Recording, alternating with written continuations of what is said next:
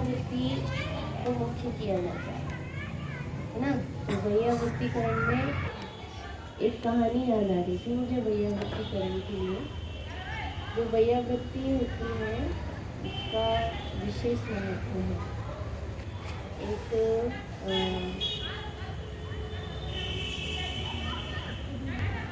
वासुदेव के पिता, श्री कृष्ण के पिता वसुदेव, वो वसुदेव कामदेव हुए।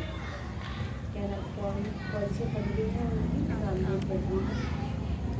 उनके साथ ऐसा हुआ था कि उन्होंने वैयावृत्ति की समाधि के समय में मुनिराज की प्रति समय वो अलर्ट रहे और उनकी वैयावृत्ति में संलग्न रहे। तो जब उनकी वैयावृत्ति में वो वैयावृत्ति करते चले गए तो उन्हें इतना पुण्य बन गया, इतना पुण्य बन गया कि उन्हें क्या हो जाता, उन्हें तीर्थंकर प्रकृति का तीर्थंकर प्रकृति का बंध हो जाता वैयावृत्ति से। लेकिन उन्होंने क्या किया, निदान बंद कर दिया। निदान बंद, वहाँ से कोई गंधर्व देव निकल रहे थे। गंधर्व देव की सुंदरता को देखकर उनको ऐसा भाव आ गया कि ये जितने सुंदर है उतने ही सुंदर, यदि मेरा रूप हो जाए तो मैं भी कैसा हो जाऊँगा कि मेरा भी अतिशय दिखने लग जाएगा। तो वो अपने को रूपवान बनने की इच्छा से निदान बंद कर लेते हैं। तो जब निदान बंद कर लेते हैं तो जो निदान बंद करते हैं उससे क्या होता है कि वो कामदेव बनते हैं।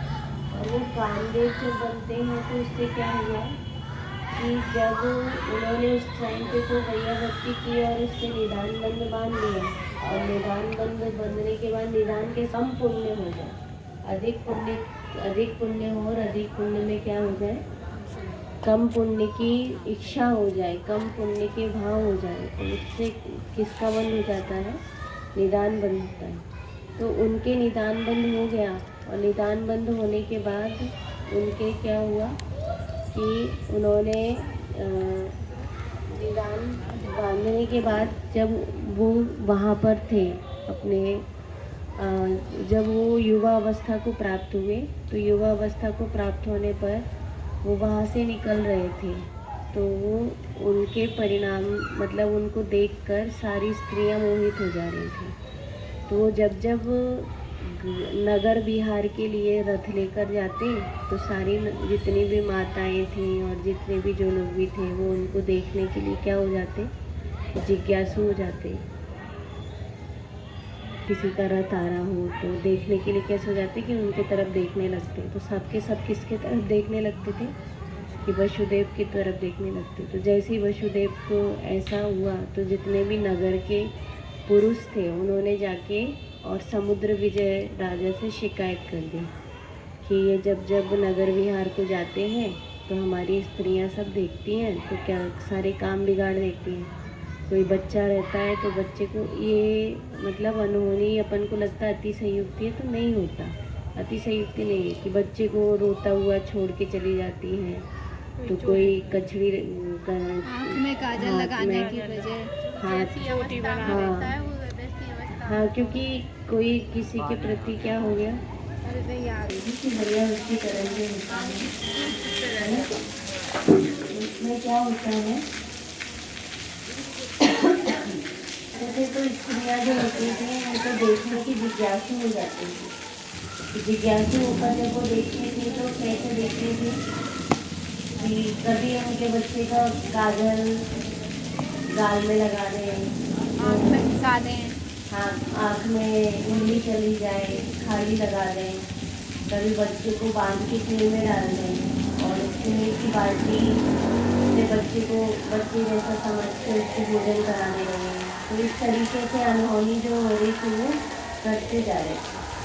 तो ऐसी अनहोनी देखकर जितने भी लोग थे, जितने भी नगरवासी बहुत सोचने लगे कि इसके उपाय में 9वें नंबर के भाई थे। कौन से नंबर के? 9वें। वो कितने भाई थे टोटल? 9 भाई थे। तो समुद्र विजय जी को जब ये पता चला तब तीर्थंकर का जन्म तो हुआ नहीं था, नैनीलाल जी का जन्म नहीं हुआ था, वो छोटे ही थे। तो समुद्र विजय जी को उन्होंने एक ऐसा कहा कि भाई आपके लिए मैंने एक सुंदर उपवन बनवाया है, तो आप उपवन में ही निवास करें। ऐसा कहकर उनको रोक देते हैं और उनको कहाँ पर कह देते हैं, उपवन में रुकने के लिए कह देते हैं। पर कोई एक स्त्री थी, दासी, पिता तो उनने भाई की आज्ञा मान के वैसा करने हाँ, लगे। और वो नगर विहार छोड़कर उपवन विहार करना प्रारंभ कर देते हैं। और उपवन में नाना प्रकार की जो भी उन्हें विहार करना हो, क्रीड़ा करना हो, जो भी करना रहता था वो वही करने लगे। तो एक बार एक दासी ने चुगली लगा दी जाकर कि आपको नहीं पता, आपके जो भाई हैं उन्होंने आपको क्या कर दिया है कि आपको जेल में बंद कर दिया। तो जैसे कैसे, तो उन्होंने बता दी। उन्होंने बताया कि वो पहले जो थे, आपको जो वहाँ पर जाने की आज्ञा दी गई है, वो आज्ञा इसीलिए दी गई है क्योंकि आपको देखने के लिए स्त्रियाँ मोहित हो जाती थी, इसलिए आपको वहाँ जाने नहीं देने के लिए शिकायत की गई और उसके कारण आपको क्या हुआ है कि आपको ये बंद कर दिया गया। तो जैसे उन्होंने ये बात सुने तो उनको बहुत बुरा लगा और उन्होंने सोच लिया कि मैं घर से भाग जाऊँगा। और वो क्या हुए, घर से भागने लगे। और घर से भागे तो घर से दौड़ लगाते लगाते यहाँ पहुँच गए, शमशान में पहुँच गए। जैसे सबको पता चला तो पीछे से सैनिक भी ढूंढने गए कि कहाँ चले गए वसुदेव। तो वो परेशान करने के लिए उन्होंने क्या किए कि एक बार चिता जल रही थी, उसमें अपने कपड़े और सब कुछ डाल दिए, गहने कपड़े डाल दिए, जिससे सब लोगों को क्या भ्रम हो गया कि इनकी मृत्यु हो गई। ऐसा सोच के सब लोगों ने सोचा कि इनकी मृत्यु हो गई और सब वापस आ गए कि वसुदेव तो मर गए। और फिर क्या हुआ कि फिर वो वहाँ से फिर बड़ी कहानी है, वो जहाँ जाते गए वहाँ सब लोग उनका अतिशय रूप देखकर मोहित होते गए और हर कला में वो निपुण थे, तो विद्या कला में निपुण होने से वो जीतते गए और विजय प्राप्त हुई। और विजय प्राप्त होकर उनको क्या मिला, देखो ऐसे ही तो होता है, इसी को कहते हैं। जैसे आप लोगों ने रूप लिखा हुआ, बिल्कुल अतिशय युक्ति रूप नहीं लिखा हुआ, ऐसे देखने का राग होता है। वो देखने का जो राग है ना, तो वो उससे के कारण ऐसा होता है, ठीक है। और वो हो गए बढ़िया वृत्ति के कारण ही उनको कामदेव पद प्राप्त हुआ। कौन सा पद मिला, कामदेव। तो बढ़िया वृत्ति ही इतनी श्रेष्ठ है, एक बढ़िया वृत्ति ही जब इतनी श्रेष्ठ है तो फिर अन्य 16 कारण भावना भाने से तीर्थंकर प्रवृत्ति का बंधन ना हो या हो जाए तो उसमें क्या आश्चर्य है ना। जिसके प्रति समय इतनी विशुद्धि होती है, जिसमें परिणाम इतने शांत होते हैं, तो उनकी मंगल भावनाएं या ऐसी अच्छी भावनाएं उनकी क्या होती है, अपने आप ही भाई जाती है। तो इसलिए उनको क्या था, वैया वृत्तिकरण था। उसके बाद है अरहर भक्ति। कौन सी भक्ति, अरहर भक्ति। अपने को तो क्या लगती है, पूजा भी बोझ लगती है, कह 8 अर्घ है, इतने टाइम ही नहीं है, इतना बड़ा मंदिर है, चारों तरफ से कई परिक्रमा दो और उठते में तो 15 मिनट निकल जा रहे हैं, हमारे पास तो टाइम नहीं है, ऐसी सोच होती है। लेकिन अरहर भक्ति, कौन सी भक्ति, अरहर भक्ति। अरहर भक्ति मतलब अरहत भगवान की भक्ति।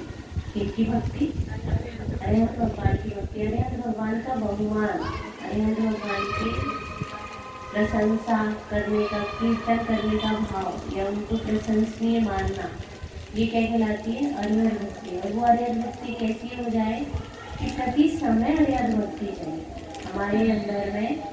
केवल ज्ञान की महिमा आए, केवल ज्ञान का बहुमान आए, केवली भगवान हमें श्रेष्ठ नजर आए, केवली भगवान के प्रति हमें कैसा परिणाम आए कि केवली भगवान के प्रति हमें अंदर से बार बार बहुमान आता चला जाए। ऐसा होता है जैसे कोई नगर में अच्छी बहू आए, तो अच्छी बहू को देखकर क्या करते हैं, सब मिलकर उसकी प्रशंसा करते रहते हैं। अरे उनके घर गई थी, वो अच्छी आई है, बढ़िया दिख रही थी, अच्छो दहेज भी आओ है, तो कितने बार चर्चा चलती रहती है, बार बार। कैसे भगवान का समोशरण, जहाँ पर क्या है, समोशरण, मतलब पूरे दिन दिन ऐसा अपने को क्या होती जाए, अरहर भक्ति होती जाए, अरहर भगवान का बहुमान आता जाए।